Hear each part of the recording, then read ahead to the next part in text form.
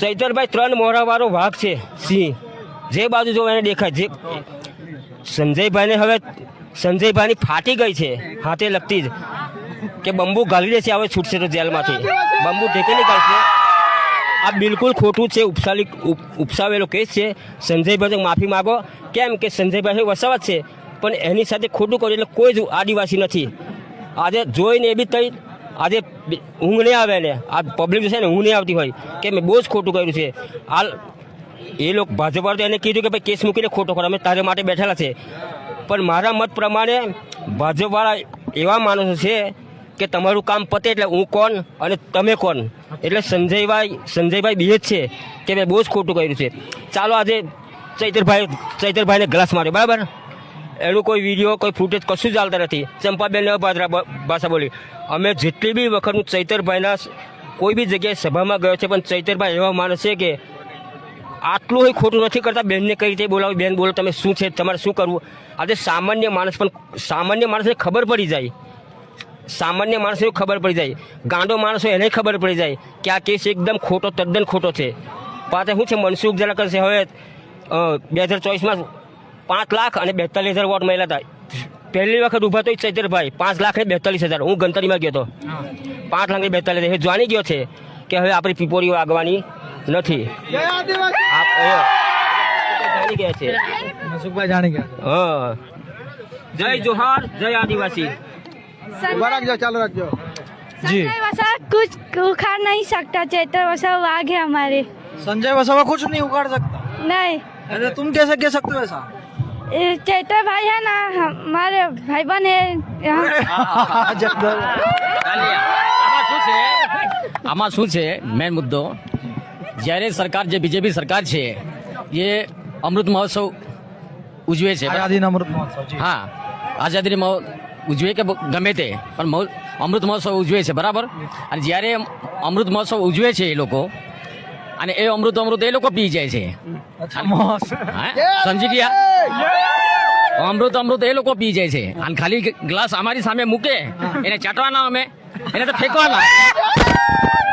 સમજી ગયા? બિલકુલ બિલકુલ. એટલે એવું બન્યું છે. એઠો ગ્લાસ એમની સામે મૂકો, ભાઈ એ ધારાસભ્ય છે, એ થોડો ચાટવાનો છે, એ તો ફેંકી દેવાનો ને. એટલા માટે ફેંક્યો એને. એની ઉપર સંજયની ઉપર ફેંકો. સંજયભાઈ કઈ ફેંકે? હા, ક્યાંથી ફેંકે એમની પર? એવું કહી રહ્યા છે કે ભાઈ મને મારવાનો પ્રયત્ન.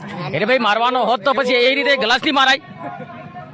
મૂર્ખો છે એક ધારાસભ્ય, મૂર્ખો છે. ધારાસભ્ય આવું ક્યારે ના કરી શકે. કરી ના શકે. અને દાદા એક એક ધારાસભ્ય કોઈ દી એક બાઈલ ગાઈ દે કાં તો હું જતો ભણેલો ગણેલો ધારાસભ્ય કોઈ દી બાઈલ ગાઈ દે. આપો અમે એક ચંપા બોયલ થયા છે, અમે આ મુન્નો કે છે બરાબર છે. ચંપાબેન અને સંજયભાઈ લઈને ભાજપ હાથો બનાવવામાં લો અને ત્યાં ઇસ્તેમાલ કર્યો. પણ સંજયભાઈ અને ચંપાબેન યાદ રાખે કે જીદી ચેતરભાઈ છૂટી દીદી સંજયભાઈ અને ચંપાભાઈ બેનું લેખ ગોટાકા માગો કે સત્તા કેડા બાકા પેઢી ના. ભૂતકાળું કોંગ્રેસ હતી, કોંગ્રેસું પતન વી ગયો. આજ ભાજપ હાય, ભાજપ બી પતન વેરી. યા દેશમાં રાવણો ના ચાલ્યો તો યા ભાજપ કોંગ્રેસું કે જ નહીં ચાલે. અને ચેતરભાઈ બારે નીંગી દીદી યા ભોગવા પડી. આજે બી સમાધાની એક સંજયભાઈ કે ભાઈ આ ચેતરભાઈ માફી કીધું તો તું મોટો બનીને માફ કી દે ને. ચાલ અહીં અરજી ખેંચી લ્યું, સ્વયંભૂ આખી દે. ચેતરભાઈ એટલે એ લોકો કેમ, એટલે ચેતરભાઈને માફી શા માટે માંગવા કહે છે કે ચેતરભાઈને ખોટો પાડવા માટે. હા, પણ આ ઢોર ચારવા વાળી પબ્લિક પણ જાણી ગઈ છે કે ચેતરભાઈ ખોટા નથી.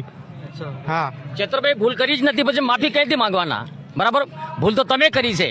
ખોટો એક મિનિટ કેસ કર્યો છે. આ ભાઈએ તો તમે કરો ને. આ ભાઈએ જે કીધું, મારા ઘણા દર્શકો ઉત્તર ગુજરાતના છે, હું તમને કહી દઉં કે એમ કહી રહ્યા હતા કે ચૈતર વસાવા જેલમાંથી છૂટશે ત્યારે સંજય વસાવાને ભોગવવાનો વાર આવશે. બીજું એમને કહ્યું કે સંજય વસાવા જે સત્તા છે તે કોઈની જાગીર કે કોઈની પેઢી નથી, કોંગ્રેસની સત્તા હતી. એમનું પણ હજી, એટલે હું ખાલી ટ્રાન્સલેટ કરું તમારું, ઘણા મારા દર્શકો બહારના એટલે એમને ખબર ના પડે. એટલે એ એકચ્યુઅલી એવું કહી રહ્યા હતા કે સત્તા કોઈની જાગીર નથી, સત્તા કોઈની પેઢી નથી, અને જ્યારે ચૈતર વસાવા બહાર આવશે ત્યારે ભોગવવું પડશે. કોંગ્રેસની પણ સત્તા હતી, તેમનું પણ પતન થઈ ગયું, રાવણનું પણ પતન થયું, અને ભાજપની સરકારનું પણ પતન થશે. સાચું ટ્રાન્સલેટ કર્યું? ઓકે.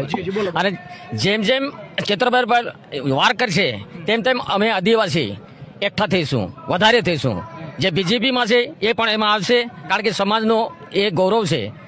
એ આપણા માટે લડે છે, સમાજ માટે લડે છે, એ કંઈ ખોટું કરી રહ્યા નથી. સરકાર સામે અવાજ ઉઠાવે છે એને ગલત ઠેરવે છે. બરાબર જેટલી ગ્રાન્ટો આવે છે ગ્રાન્ટનો હિસાબ કિતાબ માંગે તો એમાં કઈ ગુનો છે? બિલકુલ ગુનો નથી.